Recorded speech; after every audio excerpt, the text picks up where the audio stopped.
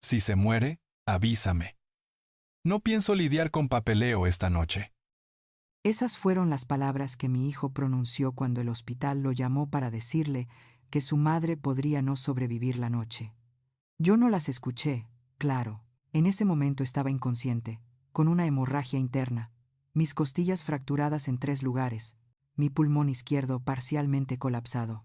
Pero más tarde, cuando desperté con tubos saliendo de mis brazos y una mascarilla de oxígeno empañada por mi propia respiración superficial, una enfermera me contó exactamente lo que se había dicho. Y quiero que entiendan algo. Tengo 73 años. He enterrado a un marido, criado a un hijo sola, sobrevivido al cáncer de mama y aprendido a vivir con unos ingresos fijos que no siempre llegan a fin de mes. Creía saber lo que era la angustia. Me equivoqué. Antes de seguir, quiero preguntarles algo. Donde quiera que estén ahora mismo, sea la hora que sea donde estén viendo esto, me encantaría saberlo. ¿Están escuchando esto en el trabajo, a altas horas de la noche, cuando no pueden dormir, en su viaje matutino? Dejen un comentario y díganme de dónde son y qué hora es. Y si esta historia les resuena, por favor, denle a me gusta y suscríbanse, porque lo que estoy a punto de compartir necesita ser escuchado. Necesita ser recordado. Ahora, déjenme llevarlos de nuevo a aquella habitación del hospital. Lo primero que recuerdo es el pitido, constante, rítmico, implacable. Luego, el olor. Ese cóctel particular de antiséptico y limpiador de suelos que te dice que estás en un lugar clínico, en un lugar serio. Mis ojos no se abrían al principio. Se sentían pegados, pesados. Cuando finalmente logré abrirlos, las luces fluorescentes sobre mí eran tan brillantes que tuve que entrecerrar los ojos. Me dolía todo. No el dolor agudo y punzante, sino el dolor profundo y generalizado que te dice que algo muy malo ha sucedido.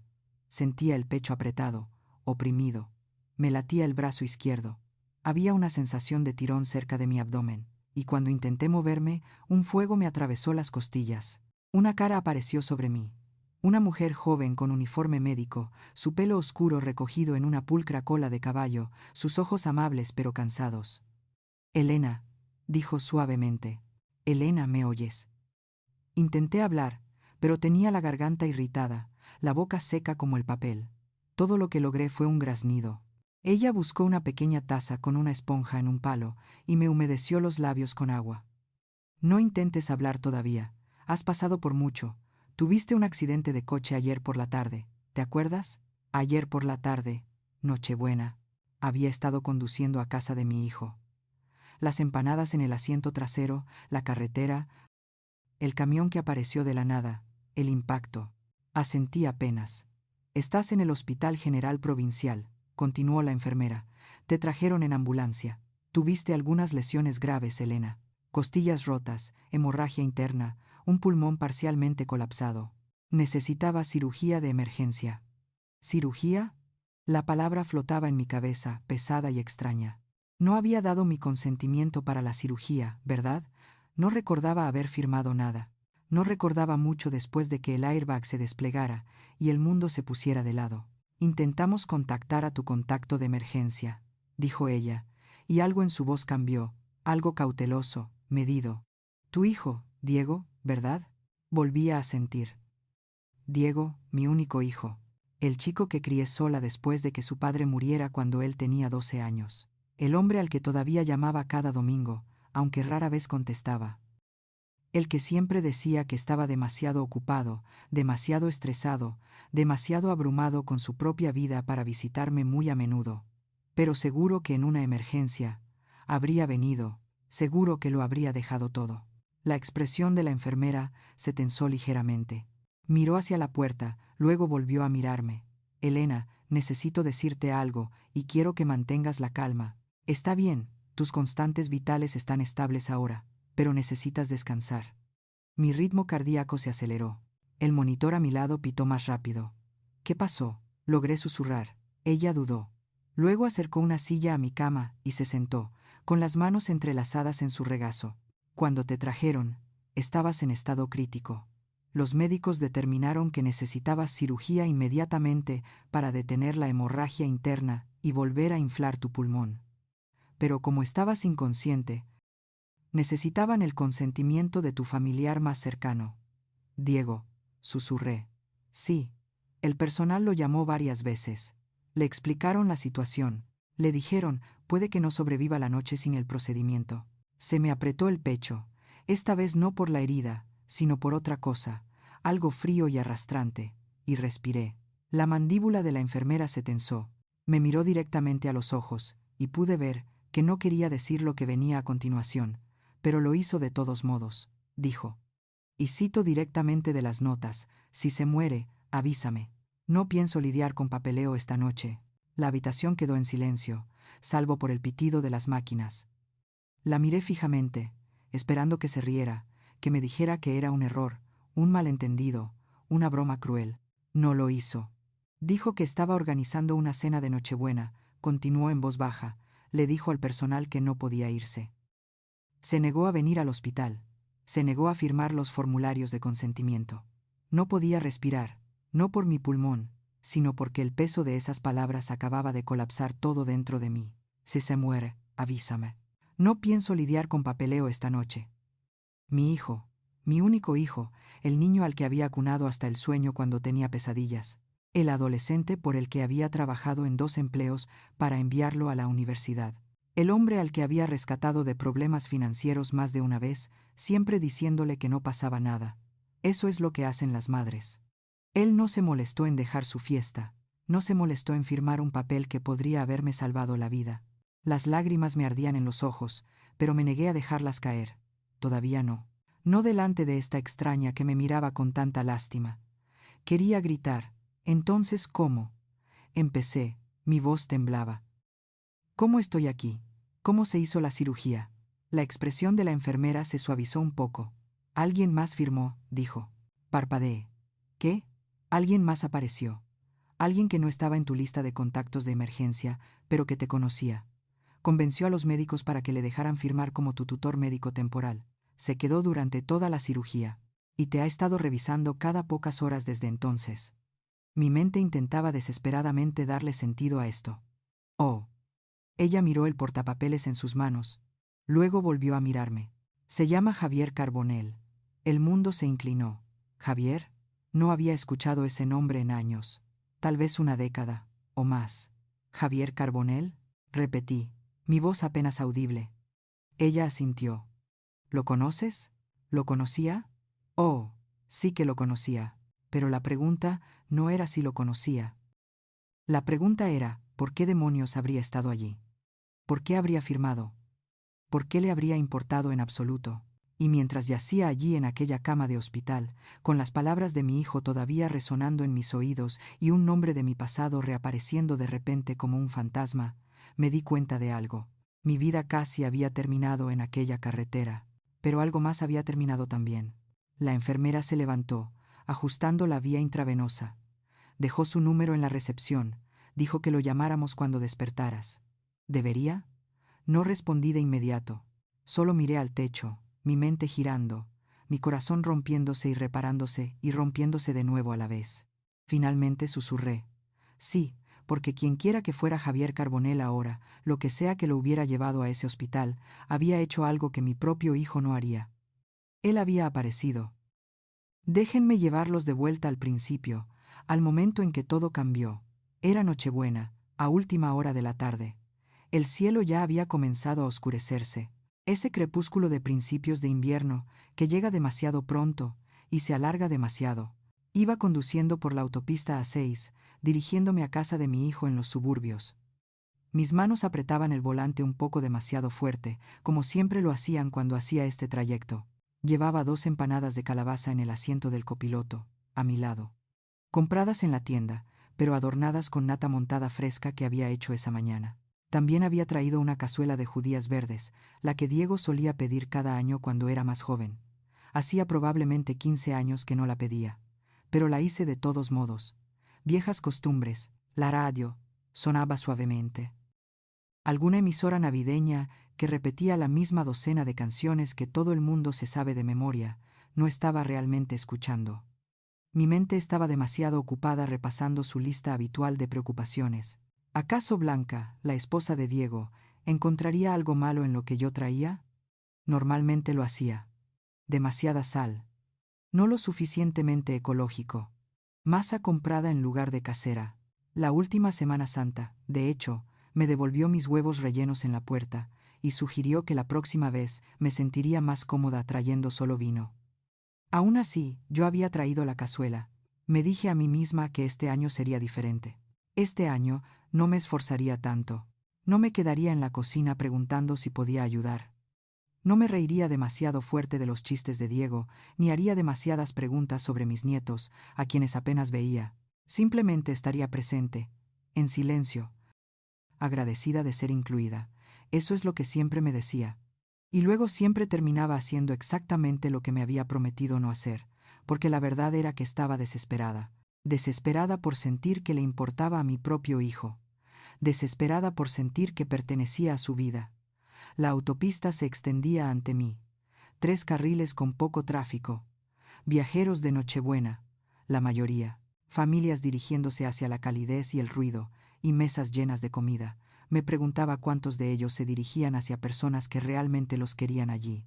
Me quité la idea de la cabeza. Eso no era justo. Diego me quería allí. Me había invitado, ¿no? Bueno, Blanca había enviado un mensaje hace 3 semanas con la hora y un recordatorio para llegar puntualmente. Eso contaba como una invitación. La temperatura había bajado durante el día. Podía ver mi aliento cuando me metí en el coche, incluso con la calefacción encendida. Las carreteras estaban secas, sin embargo. Nada de hielo, ni nieve todavía. Revisé el clima 3 veces antes de salir, como siempre lo hacía, porque lo último que quería era hacer una carga, causar problemas, hacer que alguien se preocupara por mí. Si tan solo hubiera sabido que la preocupación era lo último que sentiría mi hijo. El tráfico se ralentizó al acercarme al cruce donde la A6 se encuentra con la carretera M503. Las obras habían estrechado los carriles, canalizando a todo el mundo hacia una fusión apretada. Aflojé el acelerador, dando mucho espacio al coche de delante. Conducción defensiva. Así lo llamaba mi difunto marido. Elena, decía, conduces como si estuvieras haciendo un examen cada vez. Tal vez lo hacía, tal vez todavía lo hago. El camión apareció en mi espejo retrovisor a unos 400 metros. Lo noté porque se movía más rápido que todo lo demás, zigzagueando entre carriles. No agresivamente, exactamente, pero con una especie de confianza impaciente que me puso nerviosa. Nunca me ha gustado conducir cerca de camiones grandes. Me hacen sentir pequeña, vulnerable. Como si un movimiento en falso y desapareciera bajo sus ruedas. Me cambié al carril derecho, pensando en dejarlo pasar. Más seguro así, pero el camión también se movió a la derecha. Entonces todo sucedió a la vez. El coche delante de mí frenó bruscamente. Las luces de freno brillaron en rojo en la luz tenue. Pisé mis propios frenos. Firme pero controlado. Y mi coche se ralentizó suavemente. No hay problema. Pero el camión detrás de mí no se ralentizó. Lo vi en mi espejo. Todavía venía demasiado rápido. Demasiado rápido. Por una fracción de segundo, pensé que tal vez el conductor se desviaría, cambiaría de carril, me evitaría. No lo hizo. El impacto fue como ser golpeada por una pared de sonido, fuerza y terror a la vez. El metal chilló. Los cristales explotaron. Mi cuerpo se sacudió hacia adelante contra el cinturón de seguridad, tan fuerte que sentí algo romperse en mi pecho. El airbag se desplegó con un estruendo que me dejó los oídos zumbando. Mi cabeza se giró bruscamente hacia un lado y sentí un dolor agudo que me recorrió el cuello. El coche giró. Recuerdo esa parte claramente. El mundo fuera de las ventanas se convirtió en una mezcla de luces, carretera y cielo, todo cayendo junto. Recuerdo haber gritado o haberlo intentado. Recuerdo que pensé absurdamente en las empanadas en el asiento de al lado y en cómo estaban definitivamente arruinadas. Luego el coche golpeó otra cosa. Una barandilla, tal vez otro vehículo. No pude saberlo. Hubo un segundo impacto. De lado. Y mi cabeza golpeó la ventana con tanta fuerza que todo se volvió blanco por un momento. Cuando el coche finalmente se detuvo, estaba mirando en la dirección equivocada. Había coches parados a mi alrededor, con las luces de emergencia parpadeando. Vapor o humo salía de debajo de mi capó arrugado. El airbag se había desinflado, dejando un polvo calcáreo por todo mi regazo. Intenté moverme. Mis brazos respondieron apenas, mis piernas no. Había una presión en mi pecho como si alguien estuviera sentado sobre mí y dolor. Dios, el dolor. Se irradiaba desde mis costillas, mi espalda, mi cabeza. Todo me dolía de maneras que no podía separar ni identificar. Pude escuchar gritos, pasos, la voz de un hombre que decía: «Señora, ¿me oye? Quédese quieta, ¿vale? No se mueva». Quería decirle que no pensaba moverme. No podía, aunque lo intentara. Más voces se unieron a la primera.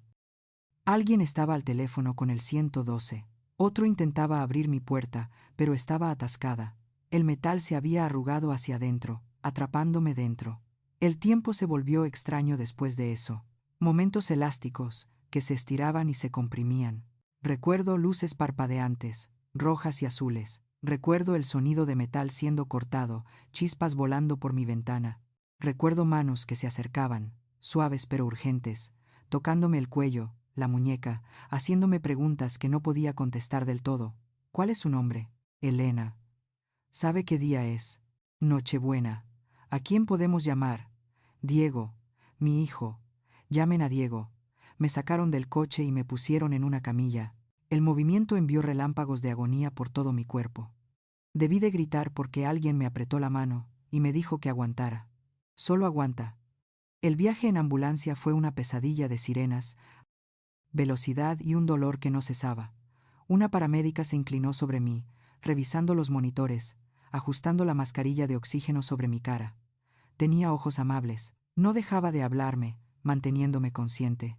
Lo estás haciendo muy bien, Elena. Ya casi llegamos. Quédate conmigo, ¿vale? Intenté asentir, pero hasta eso me dolía. El hospital era un caos. Luces brillantes en el techo. Voces que gritaban números en términos médicos que no entendía.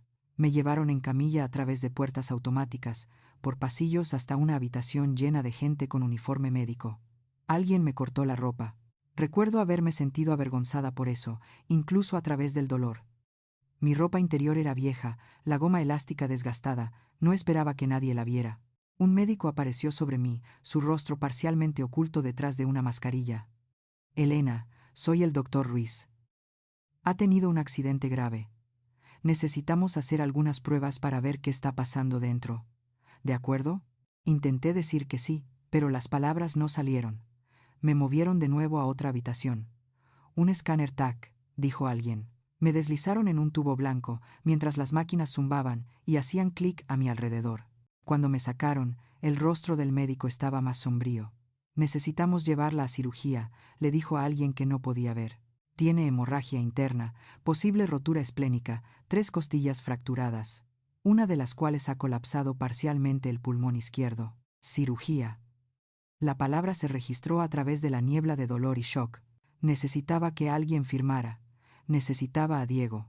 Una enfermera apareció a mi lado, teléfono en mano. Ahora estamos llamando a su contacto de emergencia, dijo. Cerré los ojos. Un alivio me invadió. A pesar de todo, Diego vendría. Firmaría lo que fuera necesario. Estaría preocupado, molesto, pero estaría allí. Escuché el teléfono sonar en altavoz 1, 2, 3 veces. Luego la voz de Diego, distante y distraída. ¿Hola? ¿Es Diego Blanco? Sí, ¿quién es? Es el Hospital General Provincial. Tenemos a su madre, Elena Blanco, en nuestra sala de urgencias. Ha tenido un grave accidente de coche y necesita cirugía inmediata. Necesitamos que venga y firme los formularios de consentimiento. Hubo una pausa, música y risas de fondo. Una fiesta. ¿Qué tan grave?, preguntó Diego. La enfermera miró al médico, luego al teléfono. Pone en peligro su vida. Sin cirugía en la próxima hora, puede que no sobreviva. Otra pausa, más larga esta vez. Luego, con un tono que nunca antes le había escuchado a mi hijo, plano, frío y completamente desprovisto de preocupación, pronunció las palabras que se repetirían en mi cabeza el resto de mi vida. Estoy organizando la cena de Nochebuena. Si se muere, avísame. No pienso lidiar con papeleo esta noche. La línea se cortó. La enfermera miró fijamente el teléfono, su expresión congelada por la incredulidad. El doctor. La mandíbula de Ruiz se apretó. Vuelve a llamar. No pudo haber querido decir eso. Pero yo sabía, incluso mientras la oscuridad me arrastraba, incluso mientras me bajaban la mascarilla a la cara y me decían que contara hacia atrás desde el 10, yo sabía que mi hijo había querido decir cada palabra. Cuando desperté por segunda vez, el dolor era diferente, más sordo, manejable.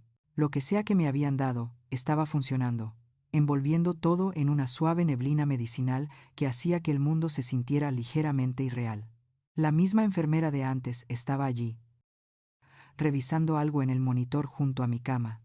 Notó que abría los ojos y sonrió, pero era una sonrisa triste. De esas que te ponen cuando saben algo que no quieres oír o, en mi caso, algo que ya había oído y deseaba poder desoír. ¿Cómo te sientes?, preguntó, ajustando el flujo de mi vía intravenosa. Intenté hablar, pero todavía tenía la garganta irritada. Ella volvió a ofrecerme la esponja. Déjame mojarme los labios. Adolorida, logré decir finalmente. Es de esperar. Has pasado por una cirugía mayor, pero lo superaste maravillosamente. El doctor Ruiz pudo detener la hemorragia y reparar todo lo que necesitaba reparación. Tu pulmón está reinflado. Vas a estar bien, Elena. Físicamente quizás, pero había otro tipo de daño que ningún cirujano podía arreglar. El recuerdo de lo que me había dicho antes volvió a mí. Las palabras de Diego, su negativa, la frialdad en su voz cuando dijo esas cosas impensables. Debí de haber hecho algún sonido, porque su expresión cambió a preocupación. ¿Necesita más medicación para el dolor? Negué con la cabeza. El dolor que sentía no era de los que se quitaban con una jeringuilla. Volvió a acercar la silla y se sentó. Claramente iba a ser otra conversación difícil. Elena, sé que lo que te dije antes fue increíblemente difícil de escuchar, pero quiero que sepas que no estás sola. Alguien se aseguró de eso. La miré confundida. Después de que tu hijo se negara a firmar los formularios de consentimiento, nos encontramos en una posición muy difícil. Legalmente no podíamos proceder sin la aprobación del familiar más cercano, pero tampoco podíamos dejarte morir. El doctor Ruiz estaba a punto de solicitar una orden judicial de emergencia cuando alguien apareció en la sala de espera. Mi corazón latió un poco más rápido. El monitor a mi lado registró el cambio. Un hombre se acercó a la recepción preguntando por usted.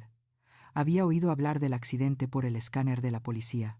Solía ser bombero voluntario, aparentemente, y todavía escucha los canales de emergencia.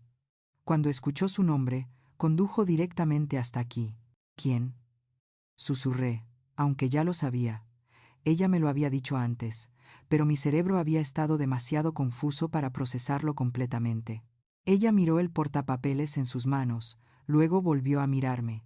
Javier Carbonell. Le dijo al personal que te conocía, que había sido importante para él hacía mucho tiempo. Fue muy insistente en que alguien necesitaba interceder por ti, Javier. El nombre se posó sobre mí como una manta, pesado de memoria y tiempo. Convenció al doctor Ruiz para que le permitiera firmar como tutor médico temporal. No es un procedimiento estándar, pero dadas las circunstancias, y dado que tu contacto de emergencia en la lista se había negado explícitamente, ella se interrumpió, dejando la frase sin terminar. Cerré los ojos, intenté imaginar a Javier tal como lo había visto por última vez.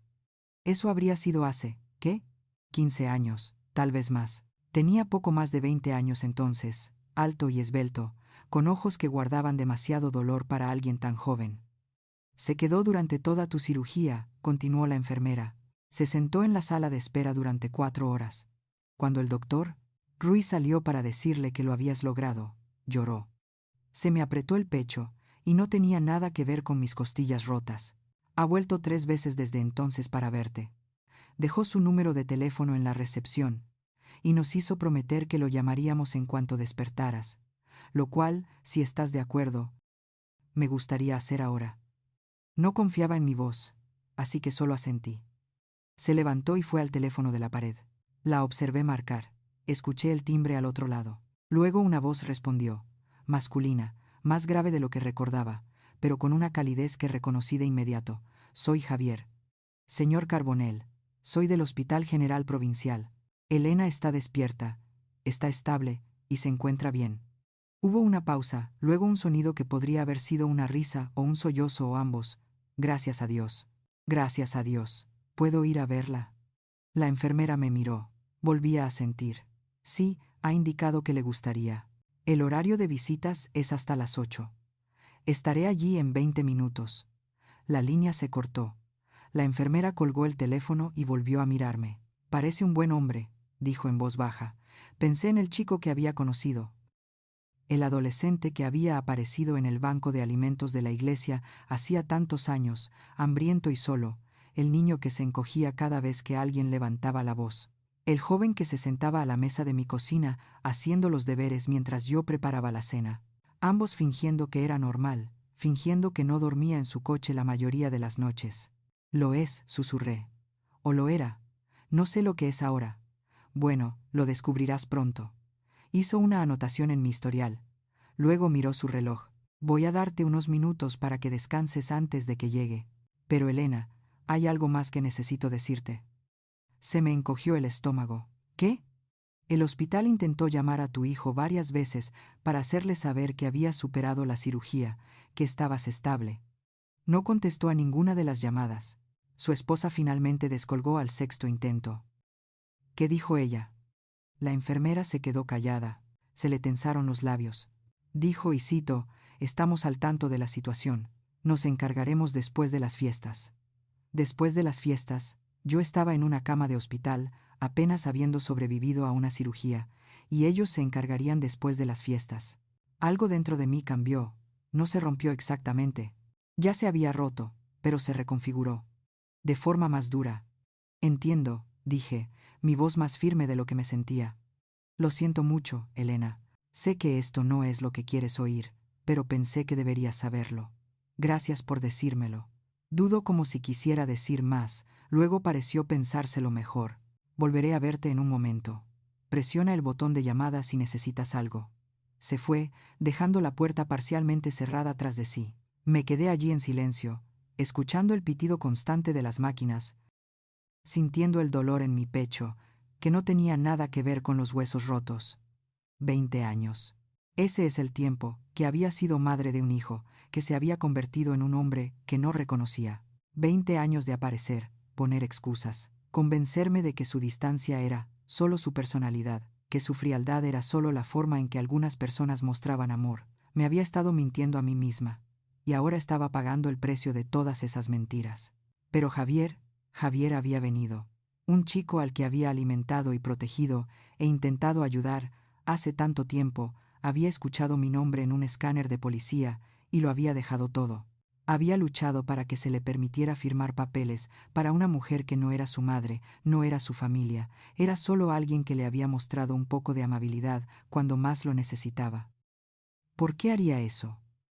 La pregunta rebotaba en mi cabeza, chocando con todas las demás preguntas para las que no tenía respuesta.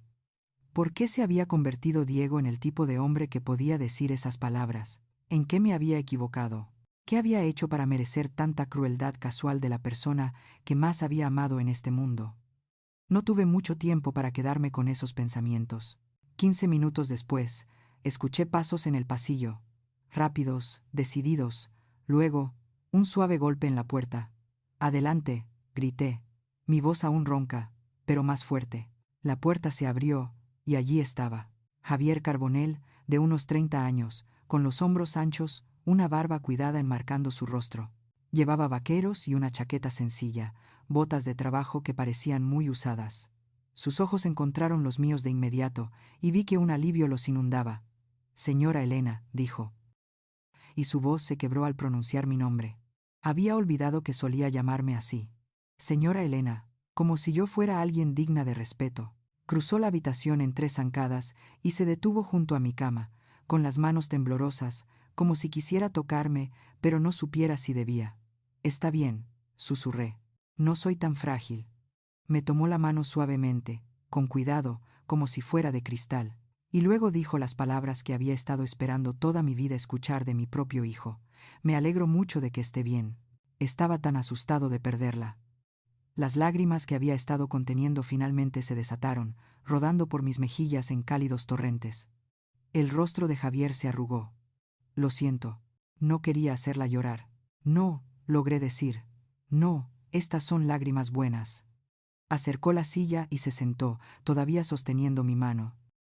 Y por primera vez, desde que había despertado en este hospital, sentí que tal vez, solo tal vez, iba a estar bien.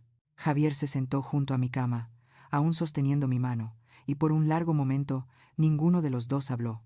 Solo nos miramos. 2 personas separadas por años y circunstancias, intentando encontrar el hilo que nos conectaba. Él había cambiado tanto.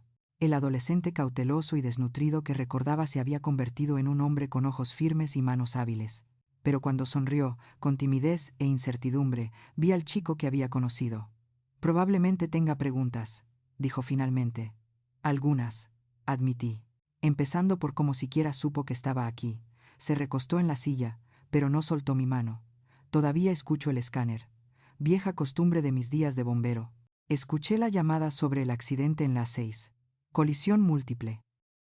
Conductora mayor trasladada al Hospital General Provincial en estado crítico. Dijeron su nombre y simplemente vine. Por supuesto que vine. Lo dijo como si fuera lo más obvio del mundo. Señora Elena, usted me salvó la vida una vez. ¿Cree que no aparecería cuando necesitara ayuda? Negué con la cabeza ligeramente. Javier, eso fue hace tanto tiempo. No me debías nada. Su expresión se endureció ligeramente. Así no funciona, al menos para mí. La forma en que lo dijo me hizo preguntarme cómo había sido su vida en todos los años desde que habíamos perdido el contacto.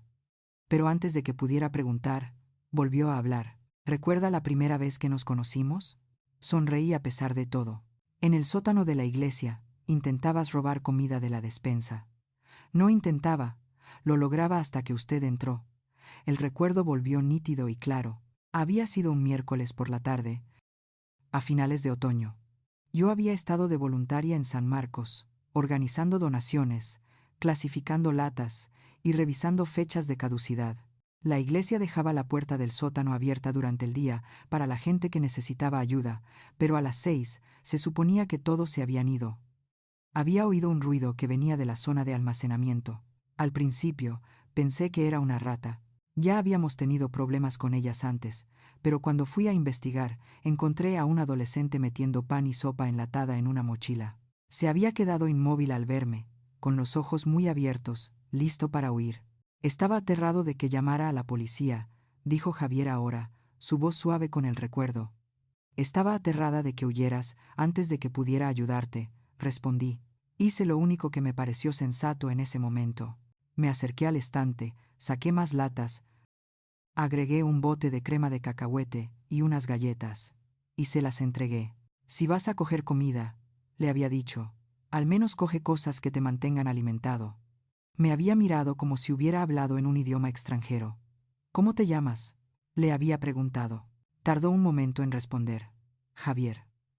Bueno, Javier, ¿cuándo fue la última vez que comiste algo caliente? Se encogió de hombros, intentando parecer duro, pero sus manos temblaban. Vamos, le había dicho. De todos modos, voy a hacer la cena. Podría hacer un poco más. Mirando hacia atrás, sé lo imprudente que fue aquello. Invitar a un adolescente desconocido a mi casa. Pero algo en sus ojos me dijo que no era peligroso, solo desesperado, solo. Me siguió a casa esa noche, cauteloso como un gato callejero. Se sentó a la mesa de mi cocina mientras yo preparaba espaguetis con albóndigas, observándome como si esperara que todo desapareciera. Cuando le puse el plato delante, comió como si no hubiera visto comida en días. Probablemente no lo había hecho. Creí que estaba loca, dijo Javier ahora, trayéndome de vuelta al presente. Nadie ayuda así a la gente, sin querer nada a cambio.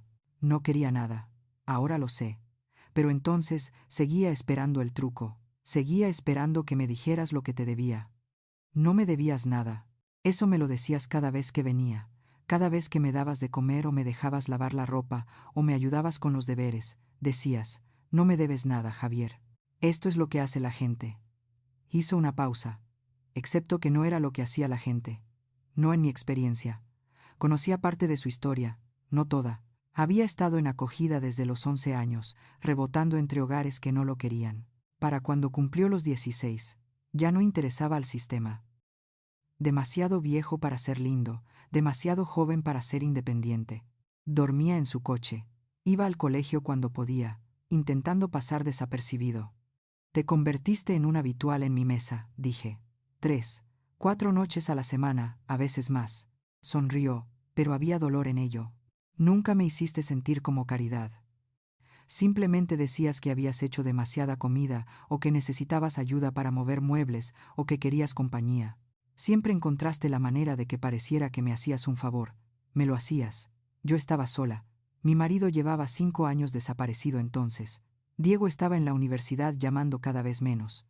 La casa se sentía demasiado grande, demasiado tranquila. Tener a Javier cerca había ayudado a llenar ese silencio. Tú me enseñaste cosas, continuó. Cómo cuadrar una cuenta bancaria, cómo declarar impuestos, cómo cambiar un neumático. Todas esas cosas que nadie se había molestado en enseñarme. Habilidades básicas para la vida. Todo el mundo debería saber esas cosas. También me enseñaste que no todo el mundo en el mundo quería hacerme daño. Esa fue una lección más difícil. Recordé los muros que había construido a su alrededor, lo mucho que le había costado confiar en mí. La primera vez que se rió de uno de mis chistes, de verdad, sentí que había ganado algo precioso. ¿Qué pasó después de que te graduaras de bachillerato? Pregunté. Habíamos perdido el contacto por entonces. Siempre me lo había preguntado. Me uní a los bomberos como voluntario. Necesitaba algo estructurado, ¿sabes? Algo que se sintiera importante. Hice eso durante unos años. Luego fui a una escuela de oficios. Ahora soy electricista. Tengo mi propio pequeño negocio. El orgullo se hinchó en mi pecho. Javier, eso es maravilloso. Es un trabajo honesto. Paga las facturas. Tengo una casita en la calle del Arce. Nada del otro mundo, pero es mía. Hizo una pausa. Te busqué varias veces a lo largo de los años. Pasé por tu antigua casa, pero te habías mudado. Me mudé a un piso más pequeño después de que Diego se casara. Ya no necesitaba tanto espacio. Debí haberme esforzado más por encontrarte. Debí haber mantenido el contacto. La vida se complica. Lo entiendo. No. Su voz era firme. No hay excusa. Tú estuviste ahí para mí cuando nadie más lo estuvo. Yo debí haber estado ahí para ti. Estás aquí ahora, dije en voz baja. Eso es lo que importa. Miró nuestras manos unidas. Cuando volvió a hablar, su voz estaba cargada de emoción. Cuando escuché tu nombre en ese escáner, señora Elena, juro que mi corazón se detuvo. Y cuando llegué aquí y me dijeron lo que su hijo dijo. Se detuvo, apretando la mandíbula. Lo siento, no debería hablar de él. Está bien. No, no está bien. Nada de esto está bien. Me miró a los ojos. Usted se merecía algo mejor que eso. Se merecía a alguien que le importara. Las lágrimas amenazaron de nuevo, pero las contuve. Conservé uno de sus dichos todos estos años. Javier dijo, recuerda lo que solía decirme cuando metía la pata o sentía que no valía nada. Pensé en ello. Había habido tantas conversaciones, tantos momentos. Decías, todo el mundo merece a alguien que aparezca. Simplemente aún no has encontrado el tuyo. Su voz se quebró. Usted fue la mía, señora Elena. Usted fue la persona que apareció. Así que cuando supe que me necesitaba, no hubo duda. Por supuesto que iba a venir. Por supuesto que iba a asegurarme de que estuviera bien. No podía hablar. No encontraba palabras lo suficientemente grandes para lo que sentía. Me apretó la mano suavemente. Usted me dijo que la llamara en cualquier momento, que alguien debería aparecer por mí. Bueno, ahora es mi turno. Alguien debería aparecer por usted. Y justo allí, en aquella habitación de hospital con máquinas pitando y pasos resonando en el pasillo exterior, entendí algo profundo. La familia no siempre es de sangre. A veces son las personas que recuerdan lo que les diste, cuando no tenías nada que ganar. A veces son los que aparecen. Javier se quedó hasta que las enfermeras lo echaron al final del horario de visitas. Incluso entonces, dudó en la puerta, como si dejarme sola le pareciera mal de alguna manera. Volveré mañana, prometió a primera hora de la mañana. No tienes que hacer eso. Debes tener trabajo. Soy el jefe. Puedo mover las cosas, sonrió. Además, ¿dónde más estaría? Después de que se fuera, me quedé en la oscuridad, escuchando los sonidos nocturnos del hospital, voces distantes en el puesto de enfermeras, el chirrido de los zapatos de goma en el linóleo, alguien tosiendo en otra habitación, el pitido constante de los monitores. No dormí mucho. Cada vez que cerraba los ojos, oía la voz de Diego, ese tono plano y desinteresado. Si se muere, avísame. ¿Cómo reconcilia una madre eso? ¿Cómo se llega a la paz con el hecho de que la persona que trajiste a este mundo, el hijo por el que sacrificaste todo, no se molestó en salvarte la vida? Había pasado los últimos 20 años poniéndole excusas. Está ocupado, está estresado, Tiene su propia familia de la que preocuparse. Su esposa es exigente. Simplemente no es bueno mostrando afecto. Pero esto no se trataba de afecto. Esto se trataba de decencia humana básica, y mi hijo había fallado esa prueba espectacularmente. La mañana llegó lentamente. Una enfermera diferente trajo el desayuno, revisó mis signos vitales, me ayudó a sentarme un poco más erguida. El movimiento me provocó dolor en las costillas, pero era manejable. Todo era manejable comparado con la alternativa, que era estar muerta.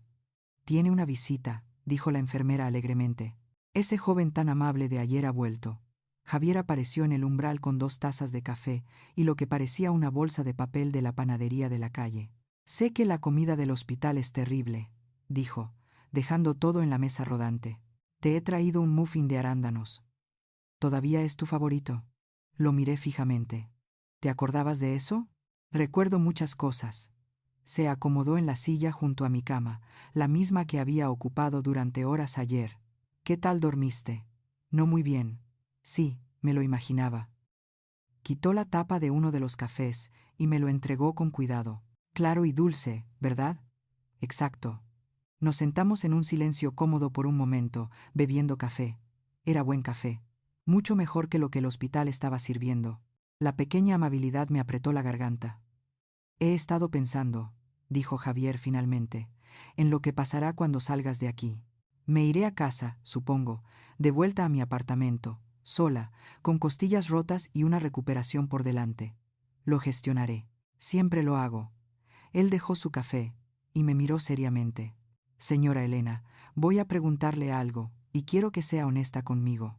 ¿Ha llamado su hijo? ¿Ha venido a verla? ¿Se ha preocupado por usted en absoluto?»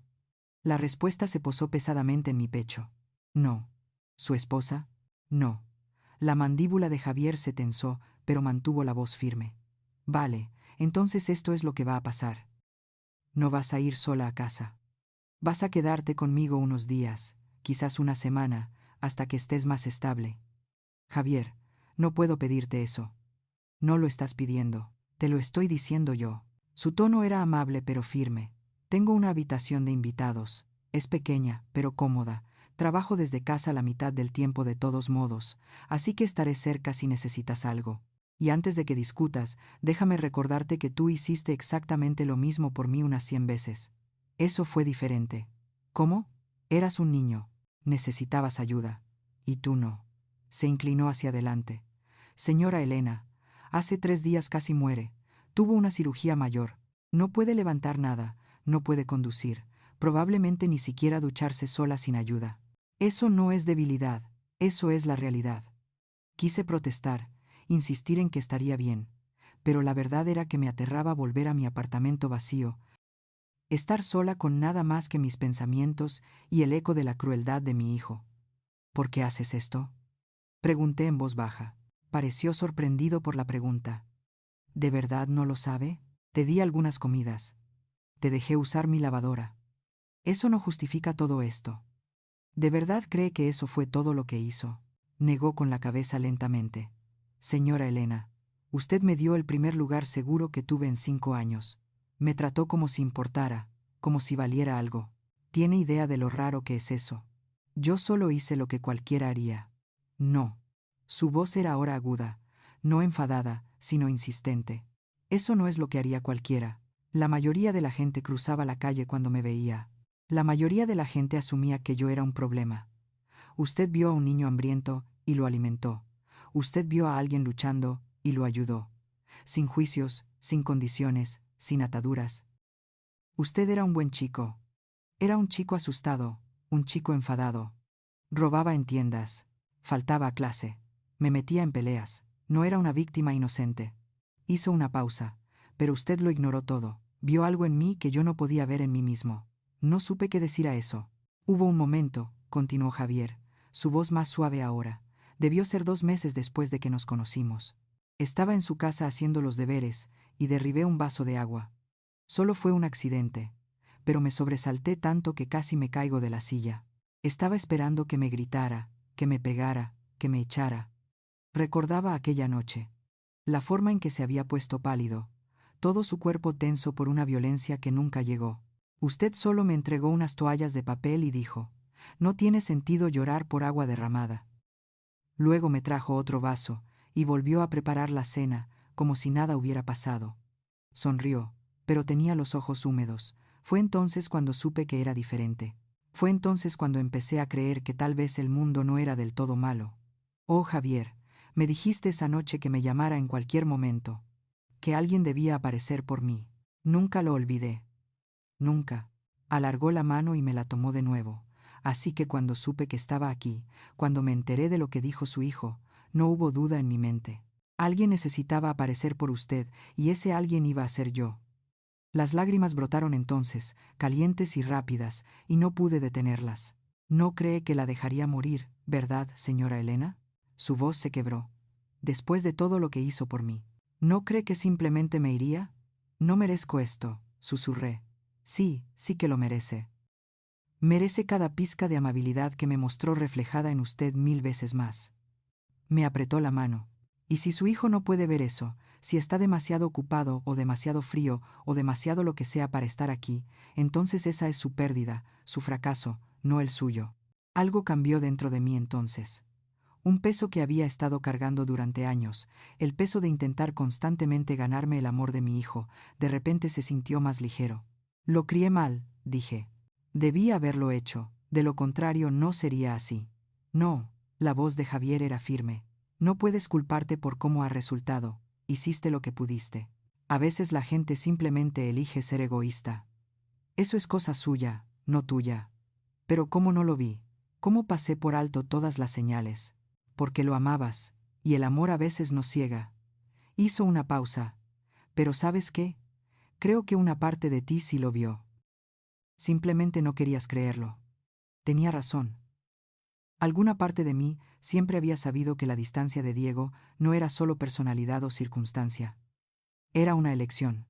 Él había elegido su comodidad por encima de mis necesidades, su conveniencia por encima de mi vida. ¿Qué hago ahora?, pregunté. Ahora, Javier sonrió. Ahora me deja que la cuide a usted por una vez. Descanse, recupérese y deje de poner excusas por gente que no las merece. Un golpe en la puerta nos interrumpió. Otra enfermera apareció, esta más mayor, con el pelo canoso y ojos amables. Elena, hay alguien aquí para verla. Miró a Javier.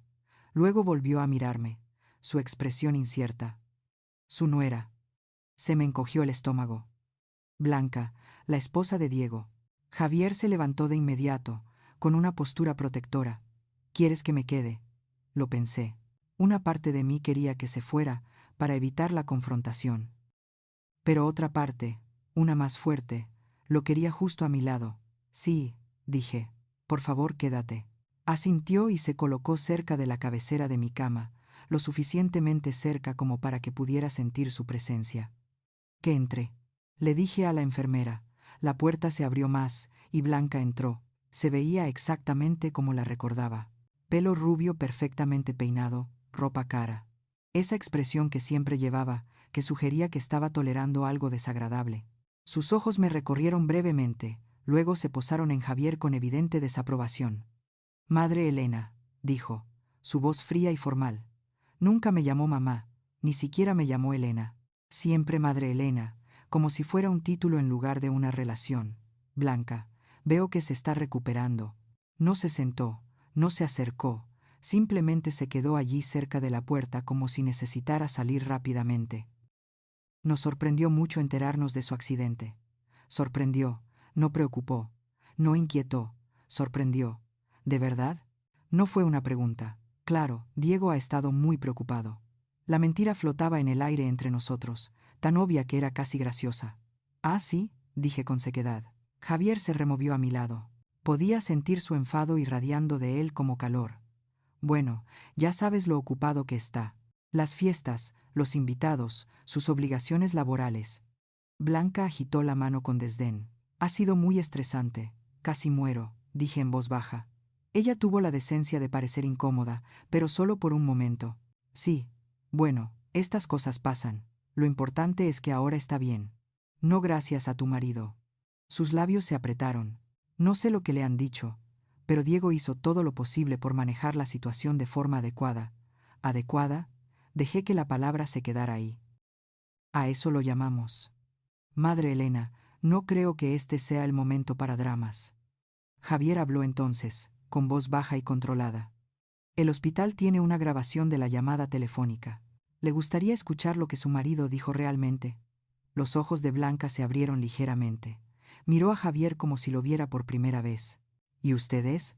Alguien que sí apareció, respondió él con serenidad. Ella se volvió hacia mí, claramente nerviosa.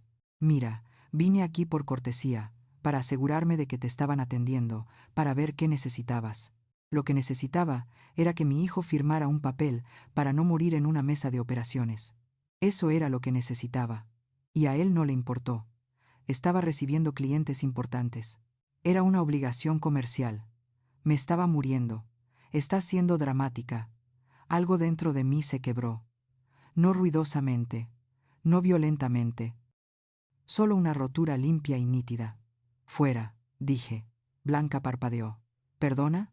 Fuera de mi habitación y dile a mi hijo que si quiere hablar conmigo, que venga él mismo. He terminado con intermediarios. Madre Elena, está siendo irrazonable. Fuera. Mi voz era más fuerte ahora. ¿Ahora?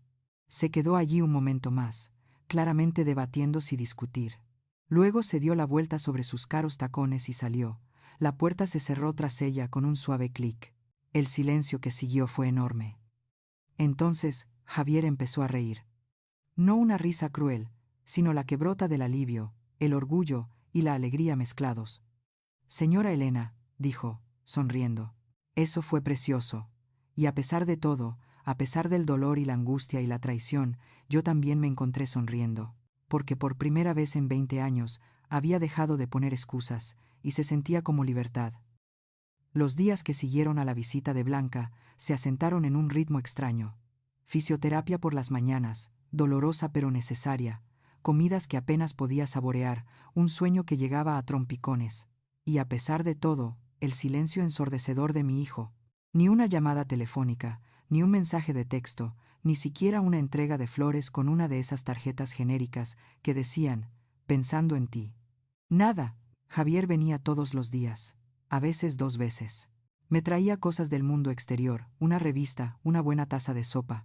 Una vez me trajo una pequeña planta en maceta porque dijo que la habitación necesitaba vida.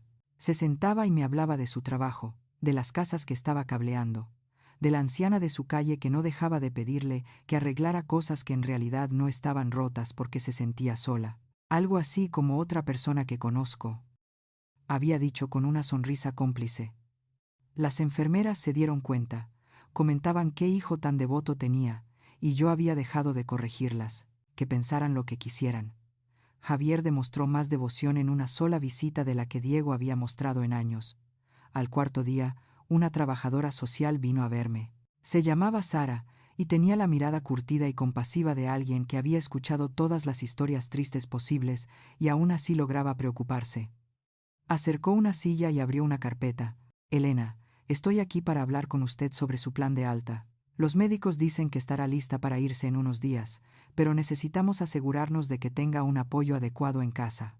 Estaré bien, dije automáticamente. Ella me miró con una expresión que decía que ya había escuchado eso antes. Ha tenido una cirugía mayor. Tiene restricciones de movilidad. No puede levantar nada de más de 2 kilos durante al menos 6 semanas. Necesitará ayuda con tareas básicas. Me quedaré con un amigo la primera semana más o menos, el joven que me ha estado visitando Javier. Sí, hizo una anotación. Eso es bueno. Y después de eso, ¿tiene familiares cerca que puedan visitarla? La pregunta quedó ahí, como una trampa. Mi hijo vive a unos 30 minutos, dije con cuidado. ¿Ha hablado con él sobre el tipo de ayuda que puede ofrecer? No. Sara levantó la vista de sus notas. Su expresión era neutral, pero pude ver la pregunta en sus ojos. Está muy ocupado, añadí, odiándome por poner excusas de nuevo, incluso mientras las palabras salían de mi boca. Entiendo, dejó la pluma. Elena, voy a ser directa con usted. Esta no es la primera vez que veo una situación como esta.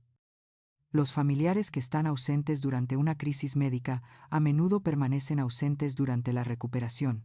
Quiero que tenga expectativas realistas sobre el apoyo que realmente recibirá.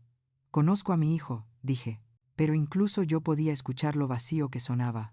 Estoy segura de que sí, Pero también sé que esperar una ayuda que no llega puede ser más perjudicial que aceptar la realidad y planificar en consecuencia.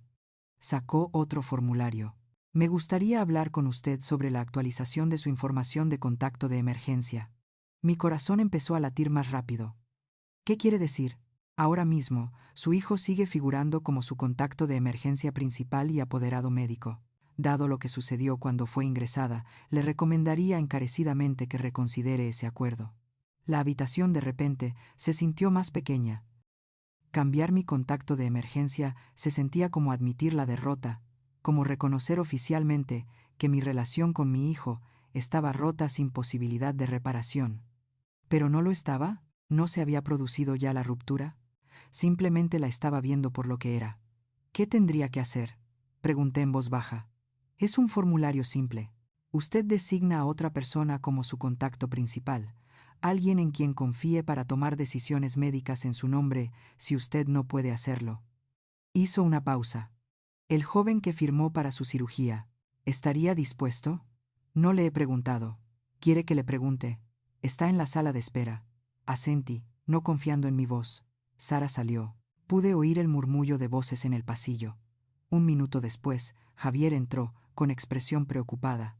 Señora Elena, ¿todo bien? Quieren cambiar mi contacto de emergencia, dije. Quitar a Diego y ponerte a ti en su lugar. Sé que es mucho pedir y no tienes que decir que sí. Él ni siquiera dudó. Por supuesto que lo haré. Es una gran responsabilidad. Decisiones médicas, cuidados paliativos, todo ello. Lo entiendo. Javier, necesito que pienses realmente en esto. Si algo me pasa, si estoy en coma o algo peor, serías tú quien tomaría las decisiones difíciles. Él acercó la silla y se sentó, tomándome la mano. Señora Elena, sería un honor para mí ser esa persona para usted.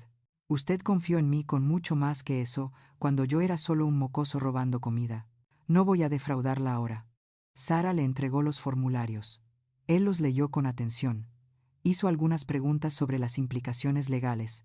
Luego firmó con letras limpias y cuidadosas. Así, mi hijo ya no era la persona que hablaría por mí, si yo no podía hablar por mí misma.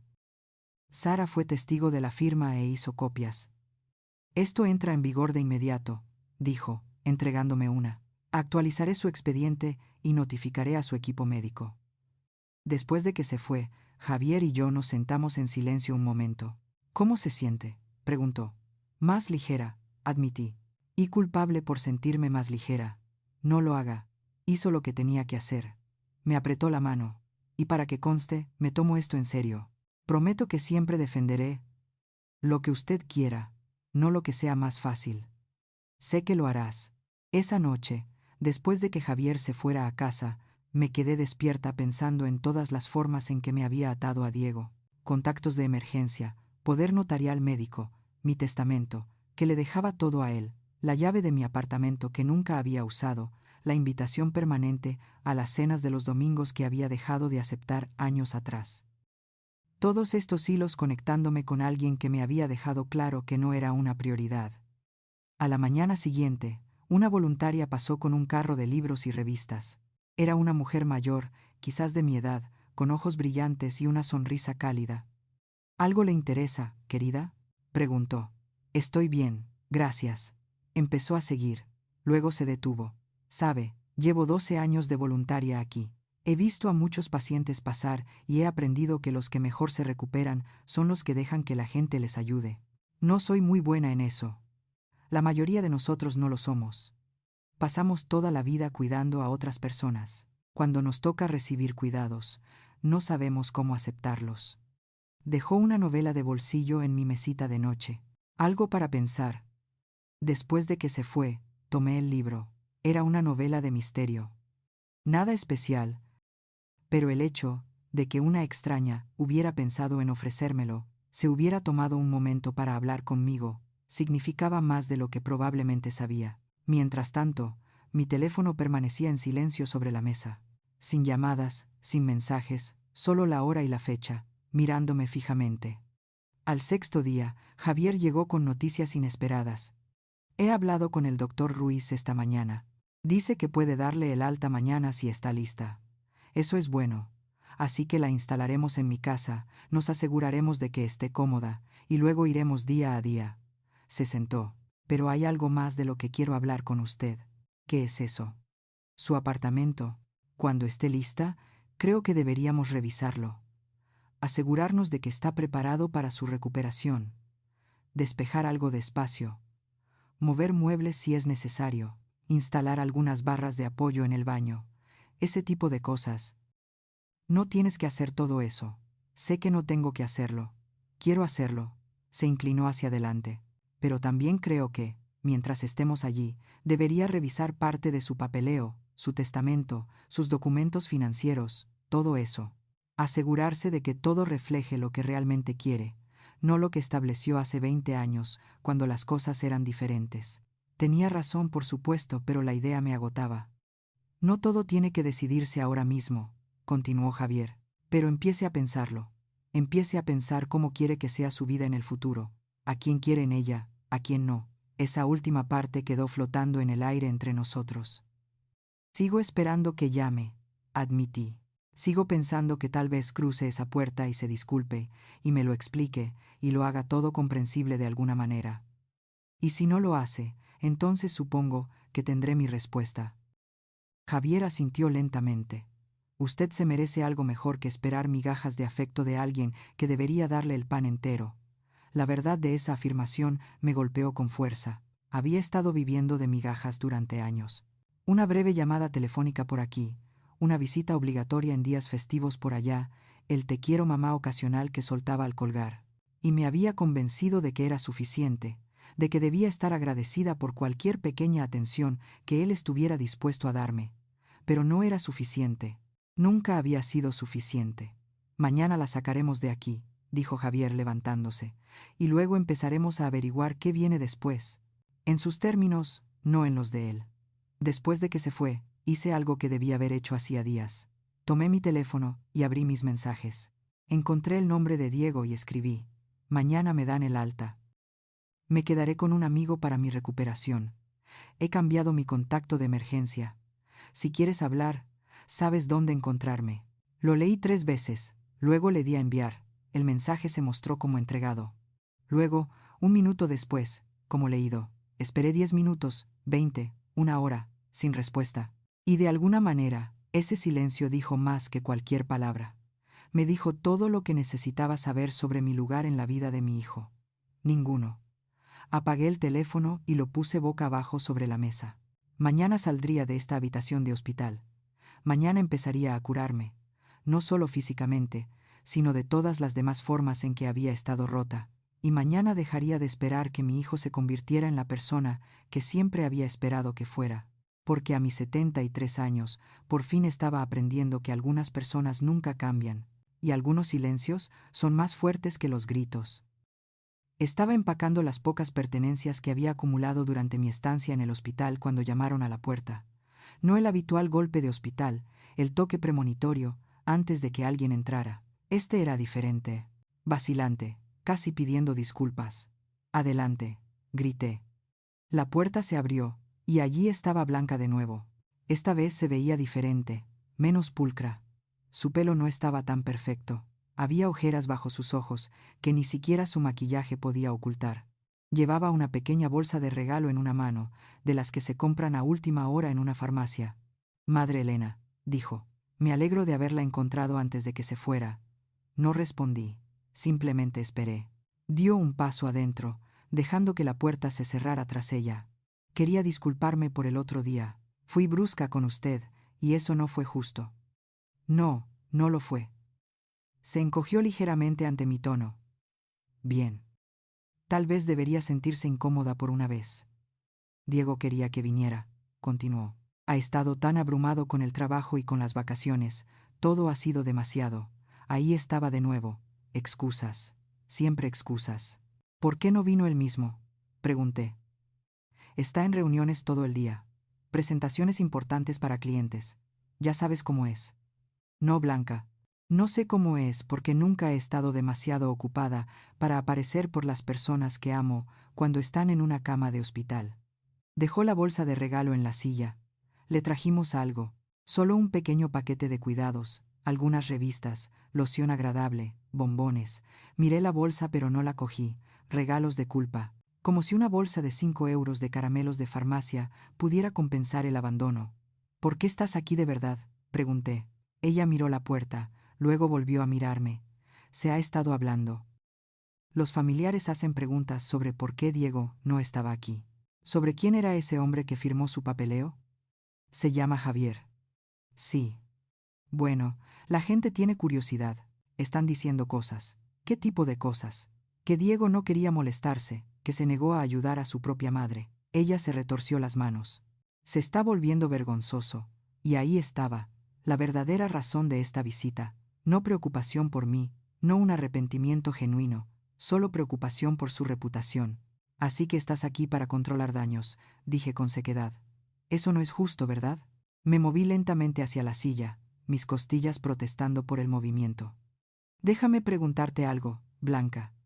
Cuando el hospital llamó y dijo que podría no sobrevivir, ¿qué estaba haciendo Diego? Estaba celebrando. ¿Qué celebraba? Ella dudó. Una reunión de Nochebuena para clientes o amigos y algunos socios de negocios. Entiendo. Y cuando el médico volvió a llamar una segunda vez con más urgencia, diciendo que necesitaba una cirugía de emergencia, ¿qué dijo Diego? Su cara se había puesto pálida. Madre Elena, no creo que repasar esto ayude a nadie.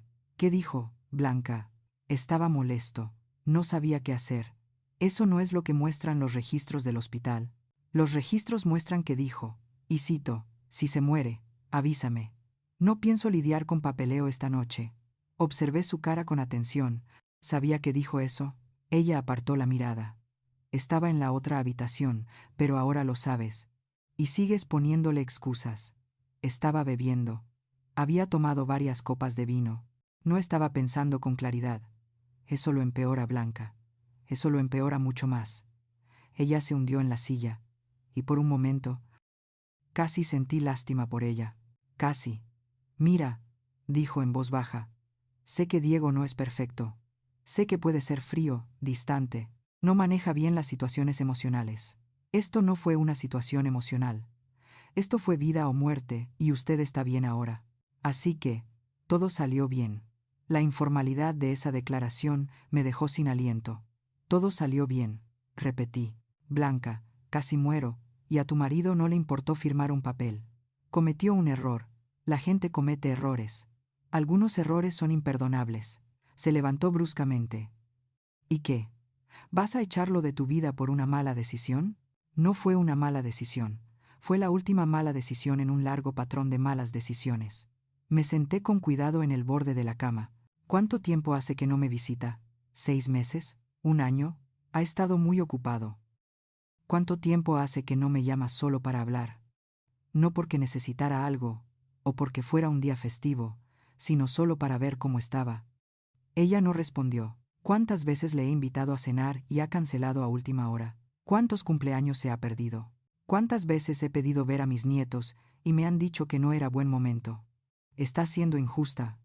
No, Blanca, estoy siendo honesta. Finalmente, después de años de mentirme a mí misma, la miré directamente. A tu marido no le importo.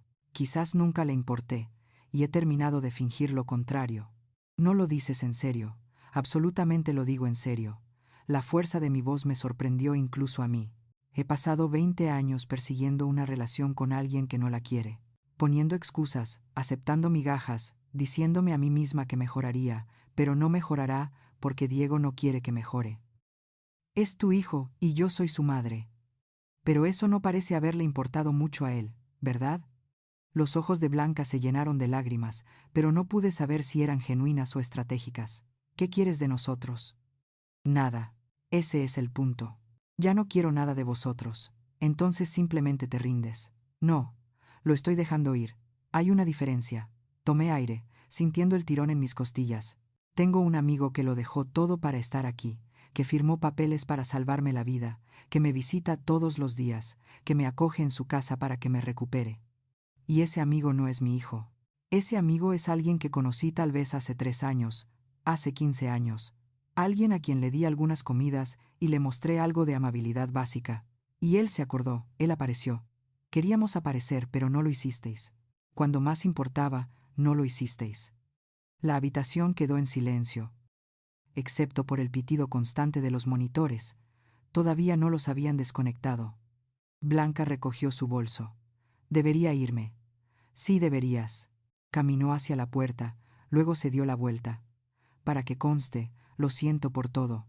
¿Sientes que haya pasado o que la gente se haya enterado? No respondió, simplemente abrió la puerta y se fue.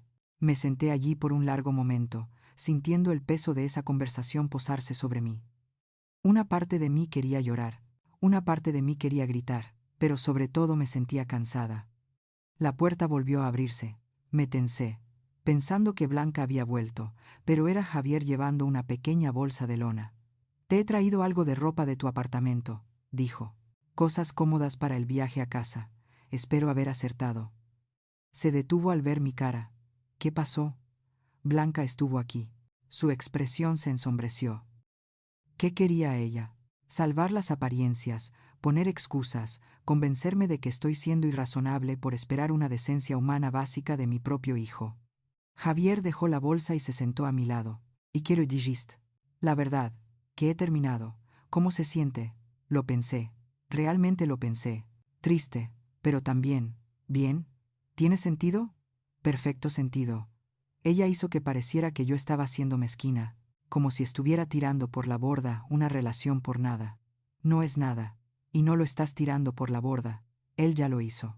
Javier me entregó la bolsa. Vamos a cambiarte y salir de aquí. Mi coche está abajo.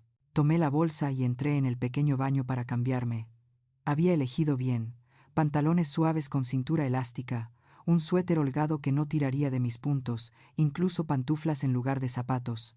Cuando salí, Javier ya había recogido mis pocas pertenencias y estaba hablando con una enfermera sobre las instrucciones de alta. Apareció una silla de ruedas. Política del hospital, dijeron. No discutí.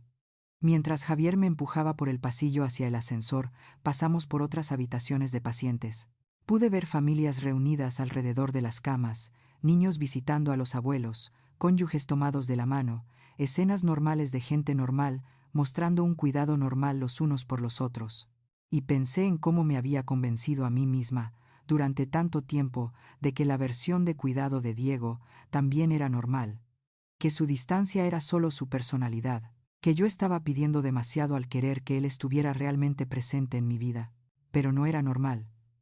Y no había estado pidiendo demasiado, había estado pidiendo lo mínimo. E incluso eso, había sido demasiado para que él me lo diera. Las puertas del ascensor se abrieron. Javier me empujó dentro. Mientras descendíamos, dijo en voz baja, tomaste la decisión correcta, soltar. No se siente bien. Lo hará eventualmente. Las puertas se abrieron al vestíbulo. El aire frío me golpeó al salir por las puertas automáticas. El coche de Javier estaba aparcado justo en la acera. Un modesto sedán con una furgoneta de trabajo aparcada detrás. Me ayudó a subir al asiento del pasajero con infinita delicadeza, asegurándose de que estuviera cómoda antes de cerrar la puerta. Luego cargó mis cosas en el maletero. Mientras nos alejábamos del hospital, miré el edificio por última vez. Entré allí siendo una madre desesperada por el amor de su hijo. Salía como una mujer que finalmente había aceptado que algunas personas no son capaces de dar lo que necesitas. Y a veces la parte más difícil de amar a alguien es saber cuándo parar. 3 días después de mi estancia en casa de Javier, sonó mi teléfono, un número desconocido. Casi no contesté, pero algo me hizo descolgar. Hola, Elena. Soy tu cuñada, Patricia, la tía de Diego, la hermana de mi difunto marido. Llevaba meses sin hablar con ella. Patricia, hola, me acabo de enterar de tu accidente. Lo siento mucho, cariño. ¿Cómo te sientes? Me estoy recuperando. Gracias por preguntar. Intenté llamar a Diego para obtener detalles, pero ha sido muy brusco conmigo. Dijo que todo estaba resuelto. Hizo una pausa. Elena, ¿qué está pasando? La familia está diciendo cosas preocupantes. Cerré los ojos. Por supuesto que sí. ¿Qué están diciendo? Que Diego no estuvo allí para ti, que alguien más tuvo que intervenir, que hubo algún tipo de disputa. Su voz se suavizó. ¿Es cierto? ¿Y así? El dic se rompió. Lo conté todo. El accidente, la llamada telefónica, la negativa de Diego, Javier firmando los papeles, la estancia en el hospital, el silencio. Cuando terminé, Patricia permaneció en silencio por un largo momento. Ese hijo mío, dijo finalmente, y me di cuenta de que se refería a mi difunto marido. Se avergonzaría. Absolutamente avergonzaría. No es culpa suya. No, pero Diego sigue siendo su hijo, su nombre, y tratarte así, tomó aire. Elena, mañana tendremos una pequeña reunión. Solo familia. Una nochebuena tardía, ya que el día real fue un desastre. Me gustaría que vinieras. Se me encogió el estómago. No creo que sea una buena idea. ¿Por qué no? Es tu familia. Perteneces allí. Diego estará allí. Sí, estará. Y también todos los demás. Y tal vez sea hora de que todos sepan la verdad. Su voz se volvió firme. Elena, quiero a mi sobrino. Pero lo que hizo fue inaceptable. Y si ha estado contando a la gente una historia diferente, bueno, eso hay que corregirlo. No quiero montar una escena. Entonces no la montes. Solo ven y di la verdad si alguien pregunta. Que Diego se explique. Hizo una pausa. A menos que tengas miedo. Esa palabra me hirió. ¿Miedo? ¿Tenía miedo? ¿Miedo de qué exactamente? ¿De enfrentarme a mi hijo? ¿De decir la verdad delante de su familia? Quizás sí. Quizás había tenido miedo durante años. Miedo de agitar las aguas. Miedo de hacerlo enfadar. Miedo de perder la poca conexión que nos quedaba. Pero ¿qué conexión había que perder? Él ya había dejado clara su posición. ¿A qué hora? Pregunté.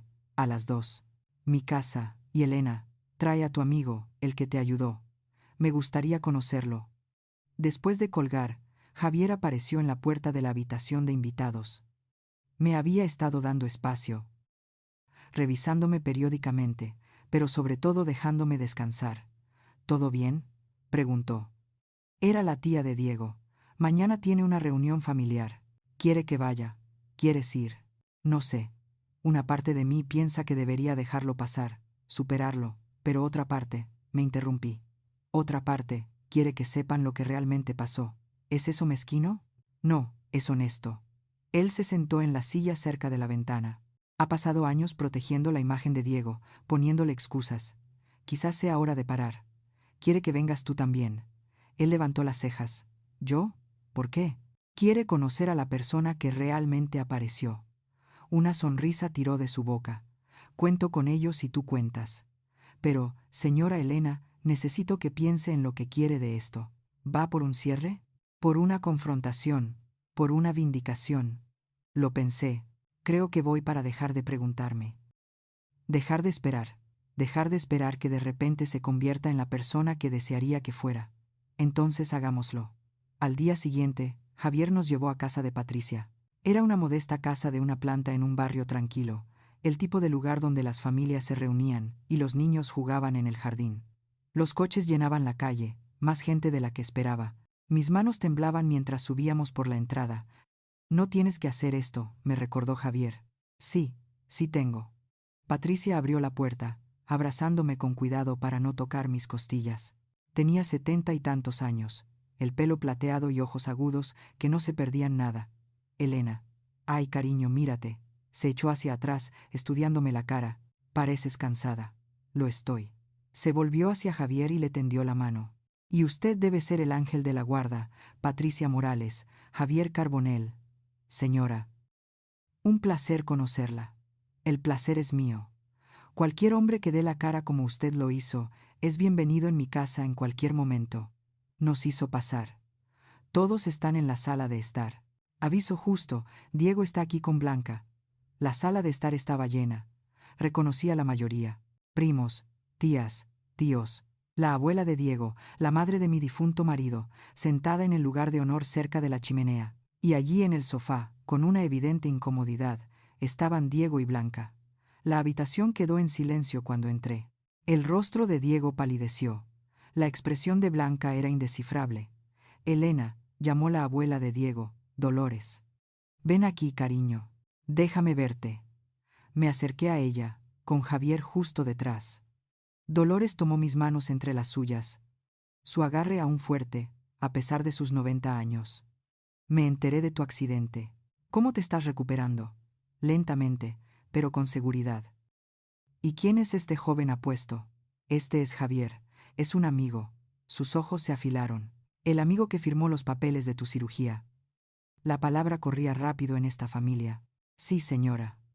Miró a Javier por un largo momento, luego de vuelta a Diego, quien evitaba cuidadosamente la mirada de todos.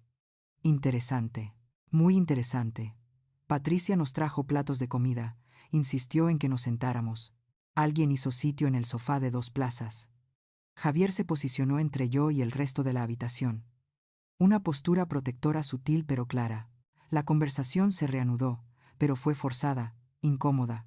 Todos esperaban que algo sucediera. Fue el primo de Diego, Miguel, quien finalmente rompió la tensión. Así que, Elena, nos enteramos de que tuviste un gran calvario. Debió ser aterrador. Lo fue. Diego dijo, aunque ahora estás bien. Miré a mi hijo. Estaba mirando su plato. Estoy viva. Si eso es lo que quieres decir. Y este caballero, continuó Miguel, señalando a Javier. Él es el que ayudó cuando necesitabas una cirugía de emergencia. Sí, Javier firmó los formularios de consentimiento para que los médicos pudieran operar. Eso fue muy amable de su parte. Miguel hizo una pausa. Aunque estoy un poco confundido. ¿Por qué no los firmó Diego? La habitación se quedó completamente en silencio. La cabeza de Diego se levantó bruscamente. No creo que este sea el momento ni el lugar. Yo también quiero saberlo, dijo Dolores en voz baja. ¿Por qué no firmaste por tu madre, Diego? Blanca comenzó a hablar, pero Diego la interrumpió. Fue un malentendido. El hospital no dejó claro lo grave que era. Eso no es cierto, dije. Todos se volvieron para mirarme. El hospital te llamó varias veces, continué, mi voz firme. Te dijeron explícitamente que necesitaba una cirugía de emergencia, o podría no sobrevivir. Te rogaron que vinieras a firmar los papeles. Mamá, estás distorsionando lo que pasó. ¿Lo estoy? Metí la mano en mi bolso y saqué un papel doblado. Mis manos ya no temblaban. Esto es una transcripción de las llamadas telefónicas. El hospital me la proporcionó. Le gustaría que leyera lo que realmente dijo. Diego se levantó. Esto es ridículo. No voy a ser emboscado delante de mi familia. Siéntate, Diego, dijo Dolores. Su voz era suave, pero tenía autoridad absoluta. Él se sentó. Elena, continuó Dolores. Léelo. Desdoblé el papel. Las palabras que ya había leído una docena de veces, cada vez esperando que de alguna manera fueran diferentes. Primera llamada. 7:42 de la tarde. Hospital, es Diego Blanco. Diego, sí, ¿quién es? Hospital, es el Hospital General Provincial. Tenemos a su madre, Elena Blanco, en nuestra sala de urgencias. Ha tenido un grave accidente de coche y necesita cirugía inmediata. Necesitamos que venga y firme los formularios de consentimiento. ¿Qué tan grave? Pone en peligro su vida. Sin cirugía en la próxima hora, puede que no sobreviva. Estoy organizando la cena de Nochebuena. Si se muere, avísame. No pienso lidiar con papeleo esta noche. Levanté la vista. La habitación estaba helada. Todos los ojos estaban puestos en Diego. Hubo 3 llamadas más, dije en voz baja, cada una más urgente. No contestaste ninguna de ellas. Tu esposa finalmente contestó la 6ª llamada y dijo, ya se encargarían después de las fiestas. Blanca tenía lágrimas corriendo por su cara. La boca de Diego se abrió y se cerró. Estaba borracho. No estaba pensando con claridad. Estuviste lo suficientemente sobrio como para organizar una fiesta, dijo Patricia con voz fría. No entiendes la presión a la que estaba sometido, la gente a la que intentaba impresionar.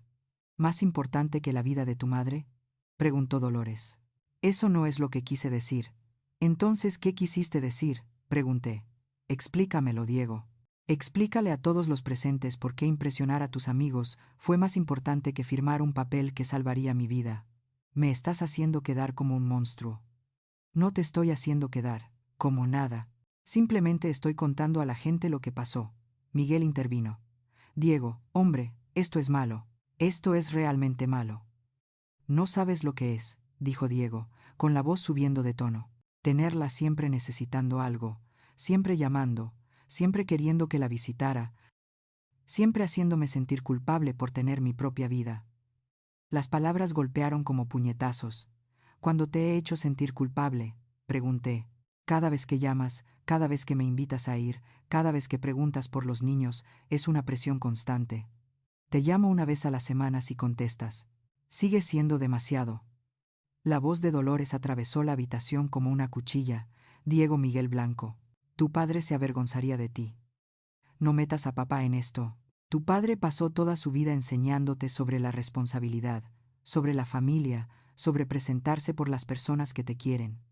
Su voz tembló de ira, y a ti no te importó firmar un papel para salvar a la mujer que te crió sola después de que él muriera. Cometí un error. Tomaste una decisión, dije, y esa decisión me mostró exactamente dónde estoy en tu vida. En ninguna parte. Diego se levantó de nuevo. Bien. ¿Quieres que sea el villano? Seré el villano. Pero no pretendas que fuiste una madre perfecta. Fuiste agobiante, pegajosa. Volviste loco a papá, y a mí también. La crueldad en su voz era asombrosa, pero en lugar de quebrarme, cristalizó algo. Tienes razón, dije con calma. No fui perfecta. Ningún padre lo es, pero te quise con todo lo que tenía. Trabajé en 2 empleos para enviarte a la universidad. Te ayudé cuando tuviste problemas económicos. Estuve presente en cada hito. Incluso cuando dejaste claro que no me querías allí. Y cuando me necesitaste, estuve allí cada vez. Me puse de pie lentamente. Javier inmediatamente a mi lado para sostenerme. Pero he terminado ahora. He terminado de perseguir una relación con alguien que no la quiere. He terminado de poner excusas por tu ausencia. He terminado de pretender que tu crueldad es solo tu personalidad. Lo miré directamente. Ya no eres mi contacto de emergencia. Ya no eres mi apoderado médico. Y ya no eres bienvenido en mi vida a menos que, y hasta que puedas tratarme con una decencia humana básica. Así que eso es todo. ¿Simplemente me vas a cortar? No, Diego. Tú me cortaste hace años. Simplemente estoy aceptando por fin. Me volví hacia Patricia. Gracias por haberme recibido. Siento irme pronto. No te disculpes, cariño. Dijiste lo que había que decir. Javier y yo caminamos hacia la puerta detrás de nosotros. Pude oír voces ausadas. Diego discutiendo con su abuela. Blanca llorando. Patricia diciéndole a Diego exactamente lo que pensaba de su comportamiento. Pero no miré hacia atrás. Nos subimos al coche. Javier arrancó el motor, pero no se alejó inmediatamente. ¿Cómo te sientes?, preguntó. Lo pensé. Realmente lo pensé. Libre. Dije finalmente. Me siento libre. Y por primera vez en 20 años, lo dije en serio. El viaje de regreso a casa de Javier fue silencioso. No el silencio incómodo que exige ser llenado, sino el tipo de paz que llega después de que ha pasado una tormenta. Observé las casas pasar, el sol de la tarde proyectando largas sombras sobre calles familiares, y sentí algo moverse dentro de mí. Hiciste bien allí, dijo Javier mientras entrábamos en su entrada. Dije cosas que nunca podré retirar. Dijiste cosas que necesitaban ser dichas. Apagó el motor y me miró. Señora Elena, pasó 20 años mordiéndose la lengua, tragándose el dolor, haciéndose más pequeña para que él no se sintiera incómodo. Hoy, ocupó su espacio. Eso no es algo de lo que arrepentirse. Tal vez tenía razón. Quizás había pasado tanto tiempo disculpándome por existir en la vida de mi hijo, que había olvidado que tenía derecho a existir en absoluto. La casa de Javier era pequeña, pero bien cuidada. Un rancho de 2 dormitorios con un jardín ordenado y un porche delantero que recibía el sol de la tarde. Nada del otro mundo, pero era cálida, vivida de verdad. Me ayudó a salir del coche, consciente de mis costillas, y entramos. Voy a prepararnos un té, dijo. Vaya a descansar. Órdenes del médico. Me acomodé en el sillón reclinable que me había preparado en el salón, con almohadas colocadas a la perfección y una manta al alcance. El cuidado que había puesto en hacerme sentir cómoda era evidente en cada detalle. Mientras él estaba en la cocina, miré alrededor de la habitación. Era claramente un espacio de soltero, pero no en el sentido estereotipado. Ni platos sucios ni desorden. Solo muebles sencillos y prácticos, y algunos toques personales, una estantería llena de manuales técnicos y novelas de misterio, algunas fotos enmarcadas en la repisa de la chimenea. Me levanté lentamente y me acerqué a mirarlas. Una mostraba a Javier con equipo de bombero, más joven, sonriendo junto a un camión de bomberos. Otra era él estrechando la mano a alguien en lo que parecía una graduación, escuela de oficios, probablemente. Y allí, en un sencillo marco de madera, había una foto que reconocí. Era de hace años. Javier en la mesa de mi cocina, tal vez de 17 o 18 años, inclinado sobre un libro de texto. Yo estaba al fondo, revolviendo algo en la estufa. Ni siquiera recordaba que alguien hubiera tomado esa foto. La encontré en un teléfono viejo. dijo Javier desde detrás de mí. Había entrado llevando 2 tazas. Pensé en tirarla una docena de veces, pero no pude. ¿Por qué no? Porque ese fue el primer lugar donde me sentí seguro. Me entregó una taza. Esa cocina. Esa mesa. Usted preparando la cena como si fuera lo más natural del mundo alimentar a un niño cualquiera que no era suyo. Recorrí el marco con el dedo. No eras cualquiera.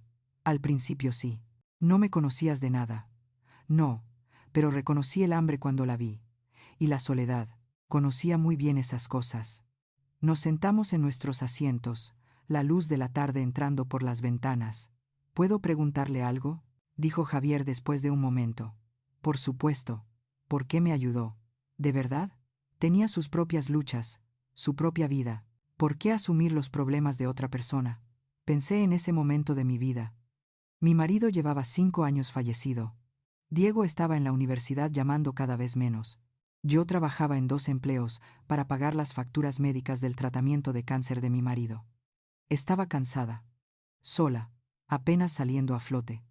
Porque cuando mi marido estaba enfermo, dije lentamente, la gente nos ayudó, los vecinos trajeron cazuelas, los miembros de la iglesia nos llevaban a las citas, extraños donaron para ayudar con las facturas.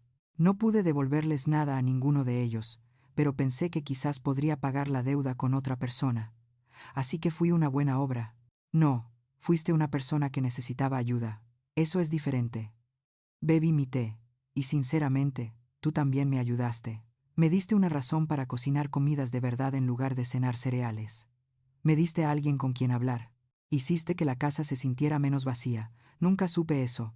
No quería que sintieras que me debías algo. No lo hiciste. No lo haces. Pero sí te debo algo, dijo en voz baja. No en el sentido de una deuda, sino en el de gratitud. Cambiaste mi vida, señora Elena.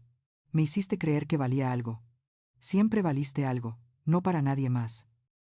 Padres adoptivos que me veían como un cheque. Maestros que ya me habían descartado. Niños en la escuela que me trataban como si fuera invisible. Dejó su taza, pero usted me vio, realmente me vio, y me trató como si importara. Sí que importabas.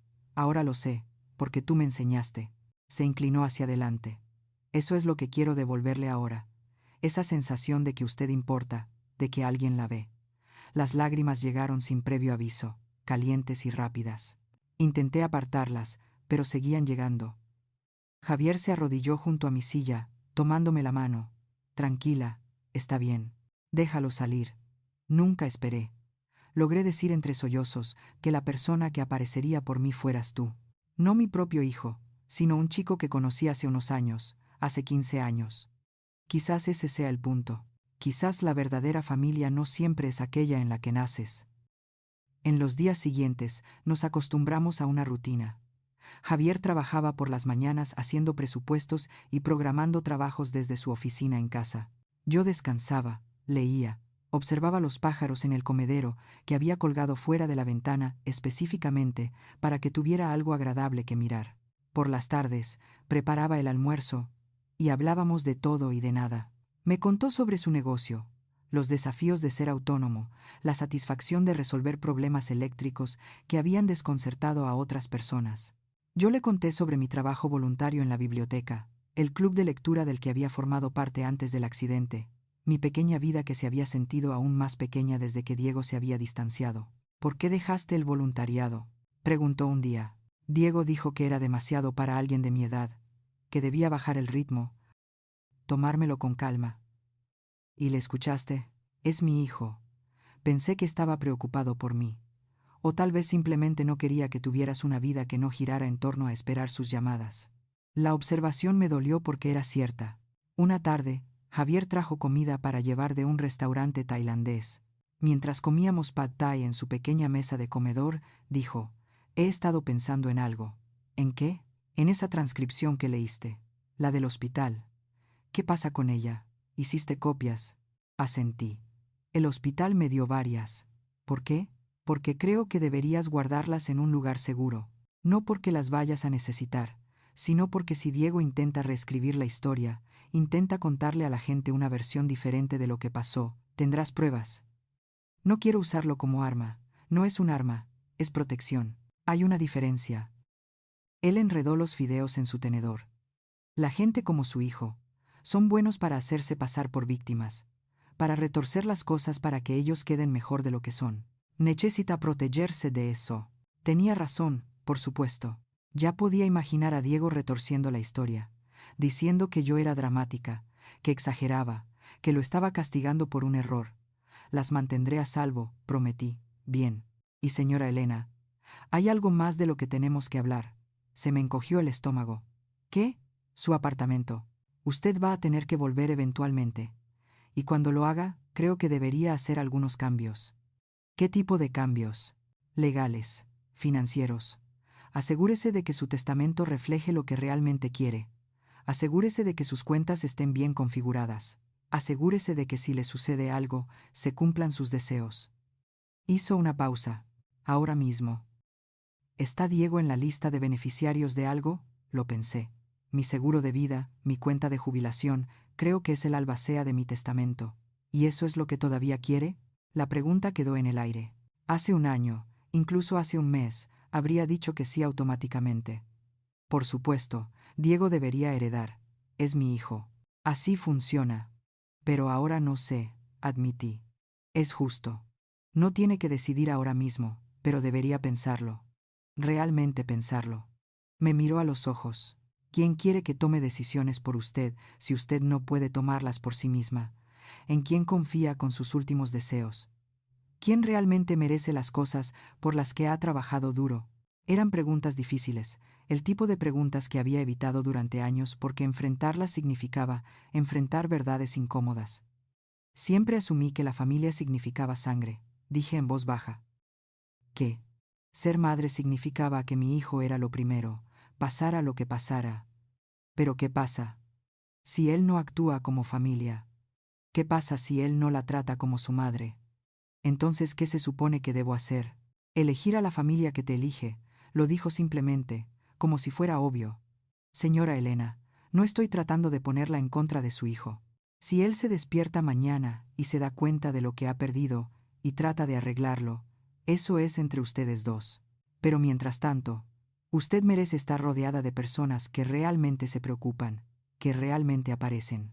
Esa noche, acostada en la cama de invitados, pensé en la familia, en lo que significaba, en la diferencia entre obligación y amor. Diego era mi hijo. Eso era biología, eso era historia, eso eran 20 años de mi vida dedicados a criarlo. Pero Javier estaba aquí, presente, cuidándome sin que se lo pidiera, sin esperar nada a cambio. ¿Cuál era realmente la familia? A la mañana siguiente, me desperté con el olor a café y algo horneándose. Me dirigí lentamente a la cocina para encontrar a Javier sacando muffins del horno. De arándanos, dijo con una sonrisa. Todavía son tus favoritos, ¿verdad? ¿Te acordabas? Recuerdo todo lo que me enseñó, señora Elena, incluyendo cómo cuidar a las personas que importan. Desayunamos juntos mientras la luz de la mañana llenaba la cocina, y me di cuenta de algo profundo. Había pasado 20 años intentando ganarme el amor de mi hijo, pero aquí estaba alguien que me amaba libremente, sin condiciones, sin llevar la cuenta. Aquí estaba alguien que había recordado mi sabor de muffin favorito después de 15 años. Aquí estaba alguien que apareció. Y quizás eso era lo que realmente significaba la familia. No las personas con las que estás unida por la sangre, sino las personas que eligen unirse a ti a través de la lealtad, el cuidado, la presencia. Javier, le dije mientras me rellenaba el café. Gracias. ¿Por qué? Por estar aquí, por recordar, por mostrarme lo que se siente al importar de verdad a alguien. Dejó la cafetera y se acercó a la mesa. Me abrazó con cuidado, consciente de mis costillas aún en proceso de curación. Siempre ha importado, señora Elena, dijo en voz baja. Algunas personas simplemente estaban demasiado ciegas para verlo. Y allí, en aquella pequeña cocina, envuelta en un suave abrazo de alguien que no era mi hijo, pero se sentía más familia que él, por fin lo entendí. No había perdido un hijo cuando Diego se alejó.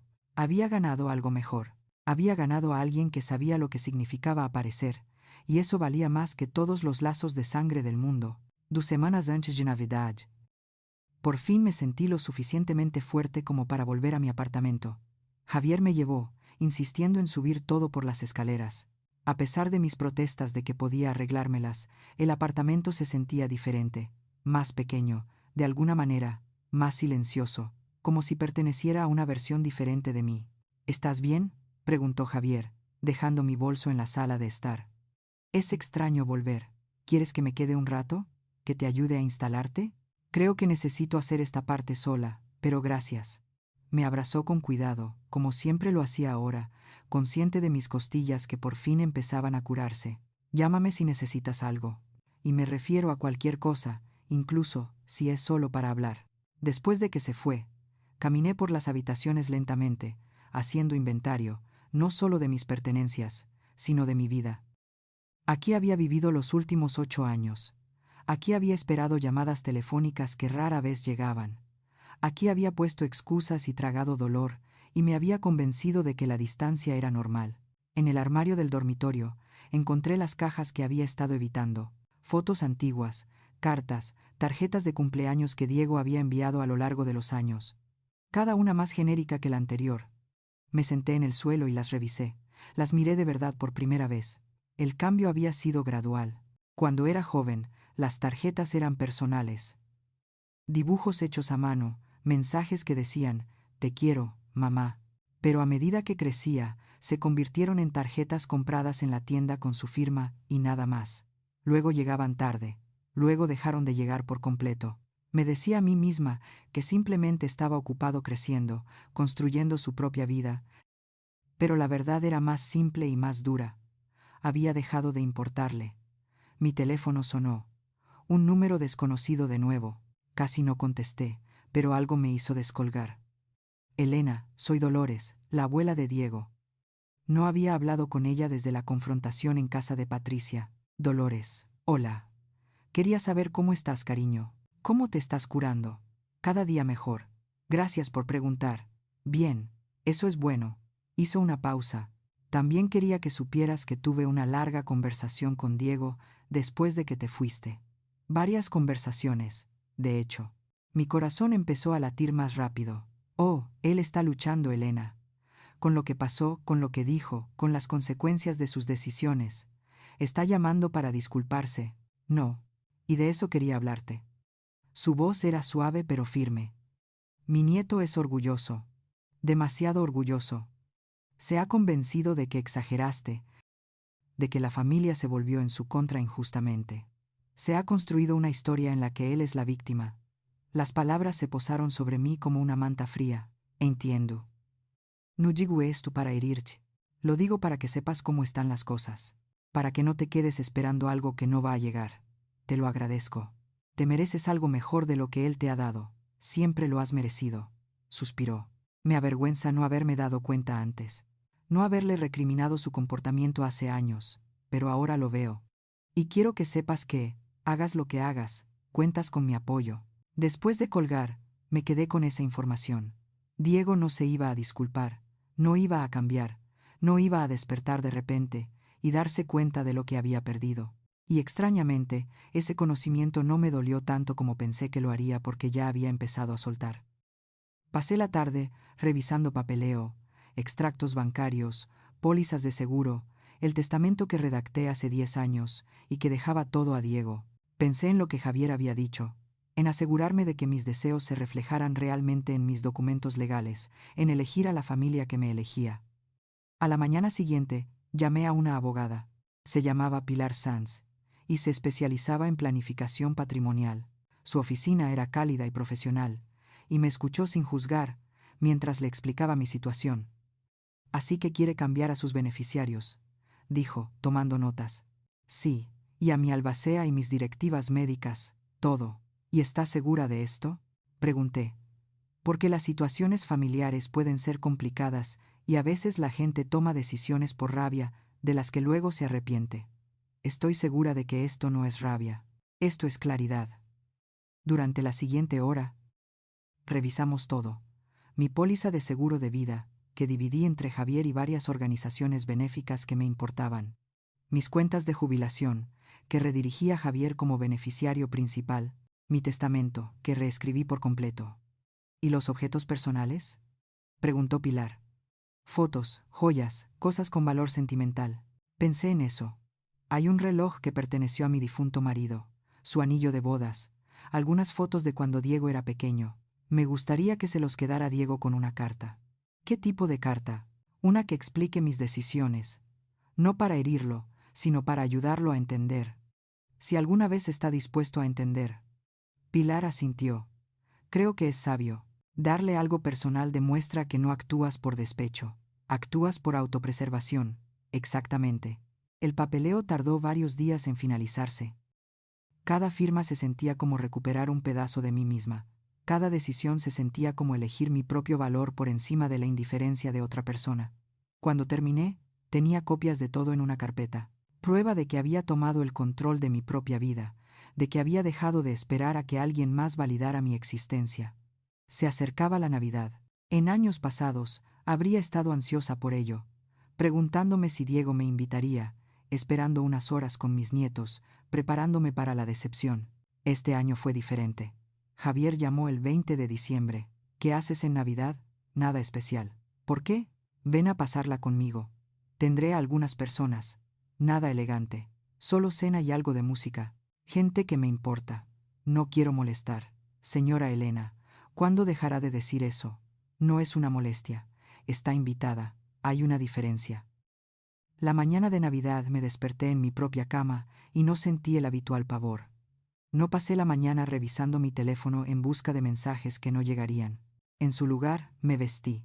Envolví los pequeños regalos que había comprado para Javier y sus amigos y conduje hasta su casa. La reunión fue pequeña. Javier, yo y otras 3 personas.